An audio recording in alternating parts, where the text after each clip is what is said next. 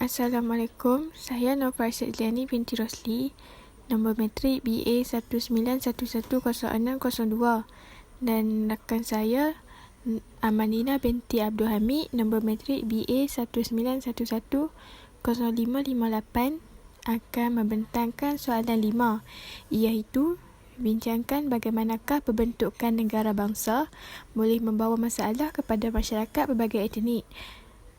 Gunakan contoh yang sesuai. Okey, pengenalan. Konsep negara merujuk kepada wilayah kewujudan kelompok manusia.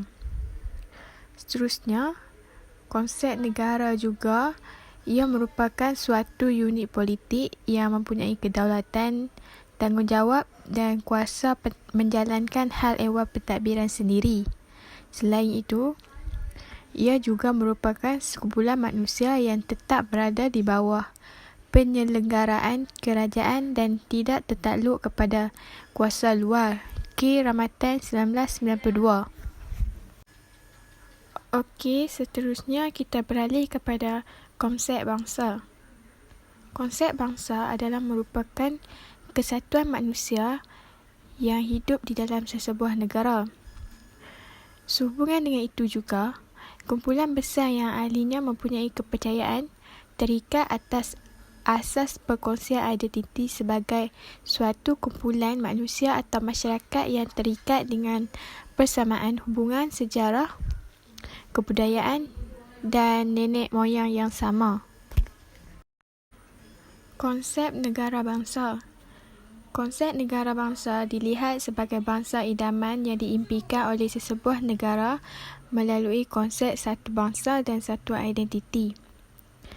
Di samping itu, ia juga menjurus kepada sesebuah negara yang berdaulat dengan rakyatnya hidup bersatu padu tanpa dipisahkan oleh sentimen, perkauman, keturunan, agama, bahasa, budaya, wilayah dan sebagainya yang dilihat boleh membawa kepada perpecahan.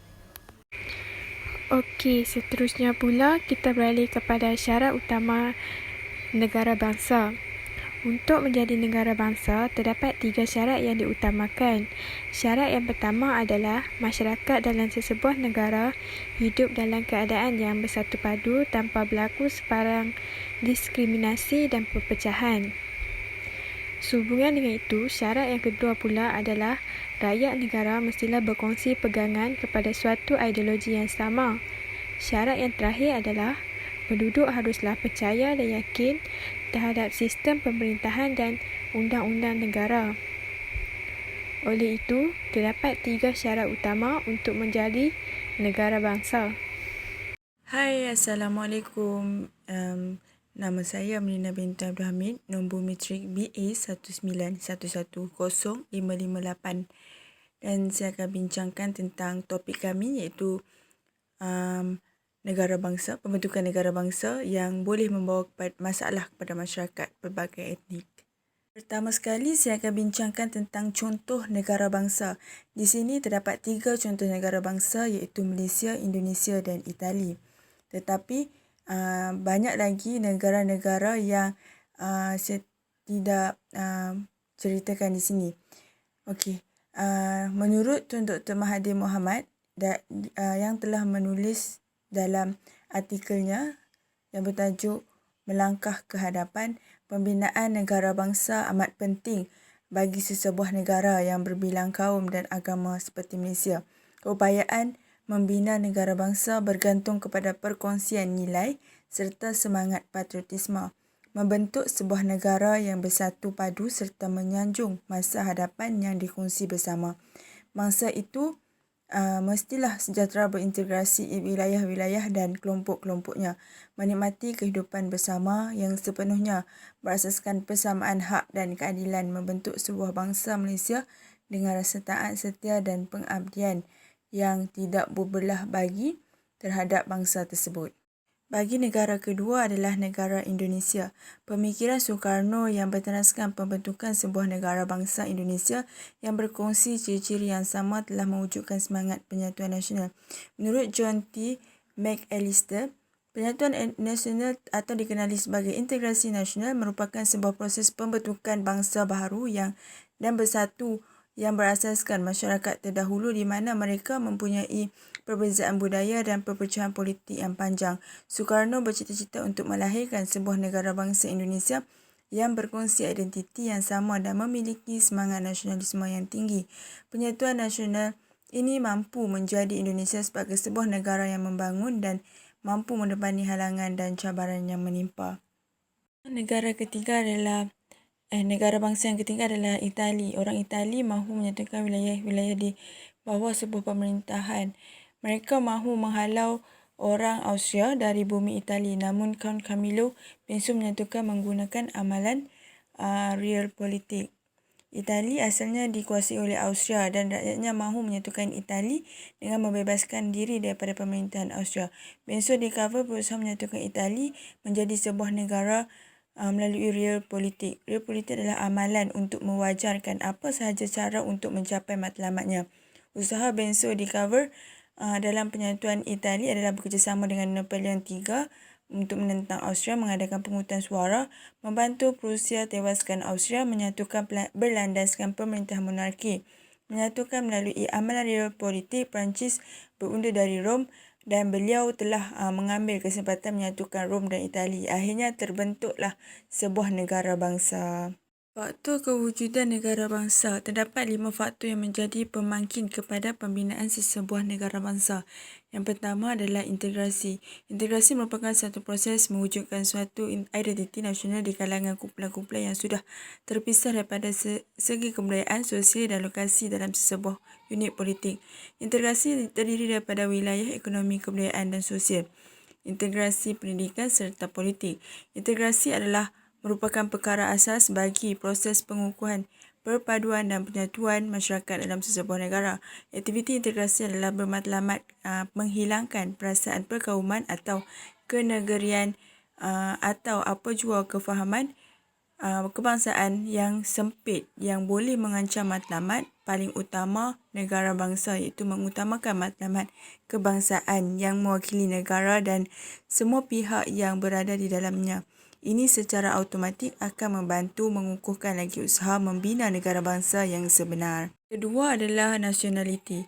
Nasionaliti secara mudahnya boleh diertikan sebagai kewarganegaraan. Ia merupakan elemen penting dalam menjadi pemangkin terbentuknya sesebuah negara bangsa.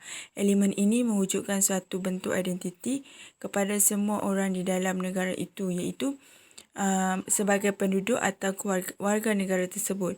Ini dibuktikan dengan suatu pengenalan diri seperti kad pengenalan yang sama dengan kepada semua warga negara dan pasport sebagai pengenalan yang sama bagi keperluan antarabangsa bagi penduduk negara tersebut. Konsep asas di sini ialah pemilikan nilai-nilai bersama akan mengikat seseorang warga negara yang baik menjadi satu bangsa yang mempunyai kesetiaan sayang dan sanggup berkorban untuk negara.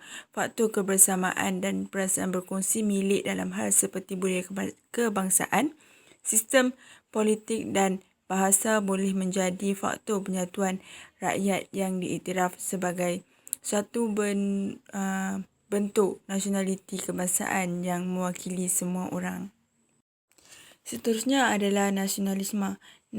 Nasionalisme dimaksudkan sebagai perasaan cinta kepada tanah air. Perasaan ini dilahirkan menerusi tindakan seperti penentangan tahap terhadap penjajah atau boleh juga dilahirkan dengan sentimen kebangsaan seperti menyanyikan lagu kebangsaan atau menaikkan bendera negara. Ia dijadikan sebagai elemen penting dalam pembentukan sesebuah negara bangsa.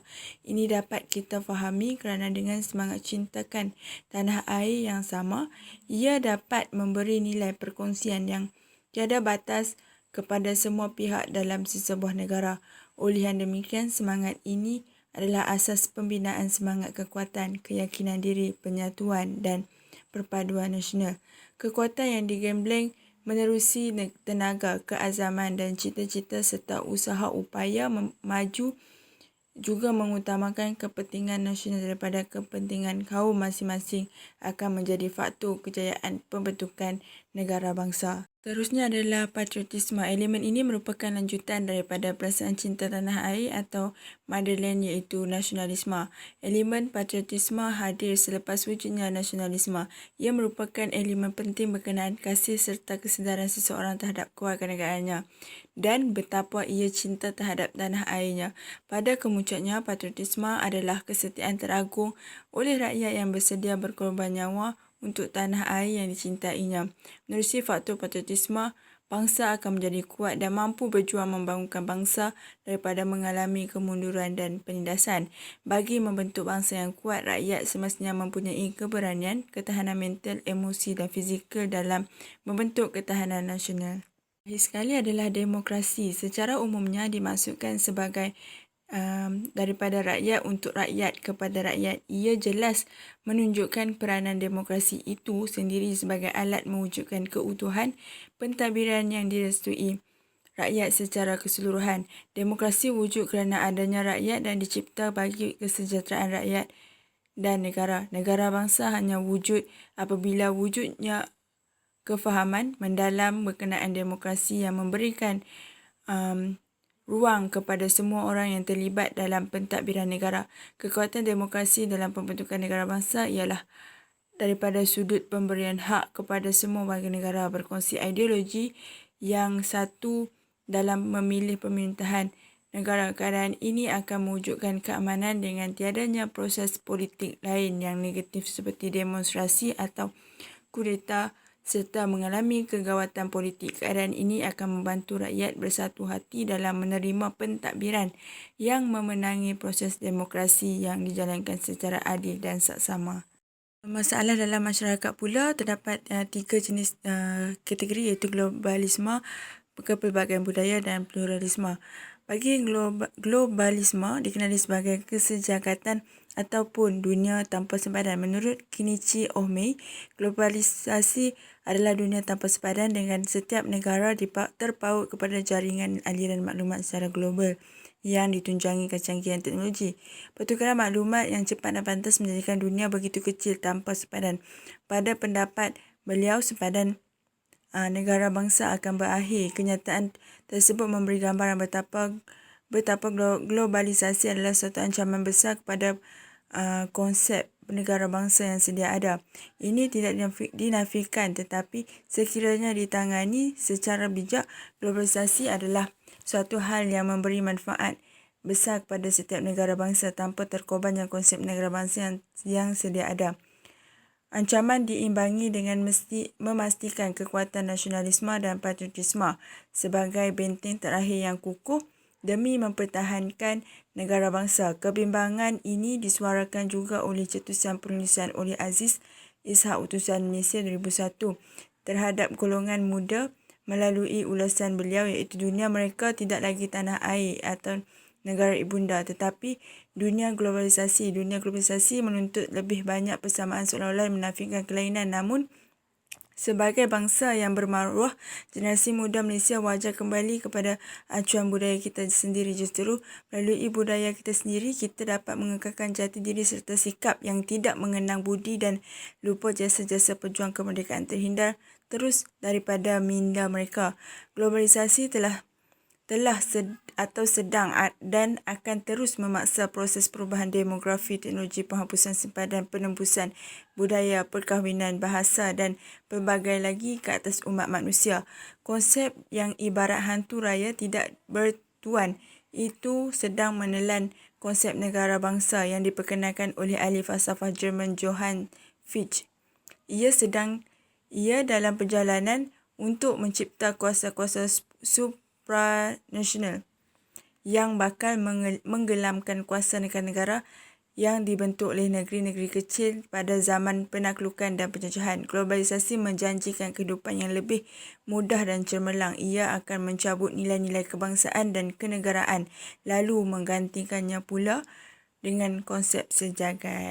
Pelbagaian budaya pula adalah pembentukan masyarakat majmuk dalam proses perkembangan sesebuah negara seringkali mewujudkan dilema baru kepada penduduk negara tersebut. Tidak akan wujud kepelbagaian budaya hasil daripada perbezaan cara hidup dan kepercayaan.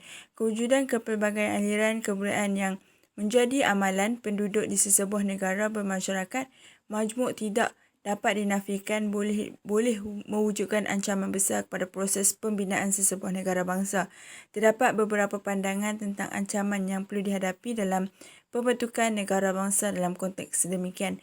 Pertama, menurut Ibn Khaldun, tentang teori jiwa hamba yang dimiliki oleh bangsa yang pernah dijajah yang akan menganggap kuasa bekas penjajah mereka sebagai satu bangsa yang maju dan agung yang patut ditiru oleh bangsa yang pernah dijajah.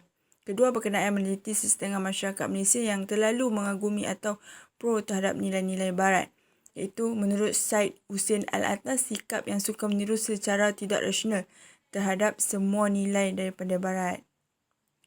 Justeru nilai budaya Malaysia harus menjadi asas kepada kemajuan negara dan bangsa.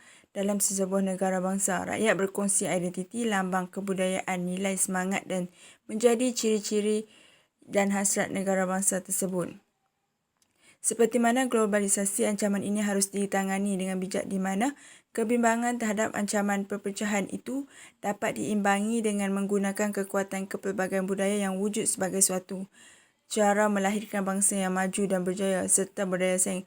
Oleh yang demikian, keperluan kepada suatu budaya kebangsaan yang dapat diterima oleh semua kelompok atau kaum adalah suatu kewajipan yang tidak dapat dielakkan serta perlu dipupuk dan dimajukan sehingga ia diterima secara terbuka oleh semua kaum sebagai suatu identiti kebangsaan. Dan yang terakhir adalah pluralisme. Pluralisme atau sifat kepelbagaian yang terbentuk daripada proses kepelbagaian penduduk. Biasanya ia terbina hasil daripada proses penjajahan sesebuah negara. Dasar-dasar penjajahan yang telah dijalankan ke atas negara yang dijajah seperti divide and rule ataupun pecah dan perintah seringkali mewujudkan pembahagian kaum daripada segi penempatan sosial, kegiatan ekonomi, jenis pekerjaan dan juga politik membentuk perkauman. Dasar ini dilakukan sebagai memenuhi prinsip kolonialisme bagi menghalang sebarang penyatuan akibat memungkinkan pemberontakan massa. Akibat daripada dasar ini, maka secara tidak langsung telah mewujudkan suatu permasalahan dalaman yang kompleks kepada negara terjajah apabila dimerdekakan. Ini secara jelas menjadi ancaman kepada konsep kesatuan dalam pembinaan negara bangsa. Bagi menangani masalah tersebut, perasaan dasar-dasar yang mantap serta berkesan dapat menyusun semula masyarakat, mengurangkan atau merapatkan sebarang jurang perbezaan yang wujud sama ada dari segi ekonomi, politik ataupun sosial di kalangan rakyat. Ulangnya, pembinaan negara bangsa amat penting bagi memastikan identiti nasional yang dihasratkan tercapai. Ia memerlukan usaha yang gigih dan kerjasama yang erat daripada semua pihak. Semangat bersatu padu, cinta dan kesetiaan kepada negara, patriotisme berorientasi global, keharmonian dan toleransi, berbudi bahasa dan beradab serta memahami menyanjung budaya dan seni bangsa bukan saja perlu difahami tetapi diamalkan sepenuhnya. Pendidikan ialah pemangkin kepada pembinaan negara bangsa terutama bagi menyemai semangat kenegaraan khususnya pada peringkat awal perkembangan pelajar dan diteruskan pada peringkat pendidikan yang lebih tinggi. Kepimpinan yang sedia ada harus berusaha untuk terus memperkukuhkan perpaduan melalui aktiviti-aktiviti yang melibatkan kaum dan etnik di Malaysia. Ini merupakan satu proses yang panjang tetapi satu keperluan Malaysia. Pembinaan negara bangsa perlu penyertaan menyeluruh setiap anggota masyarakat dan jentera kerajaan. Faktor pemangkin perlu difahami, dihayati, diaplikasikan untuk mengukuhkan usaha dan pembinaan bangsa Malaysia.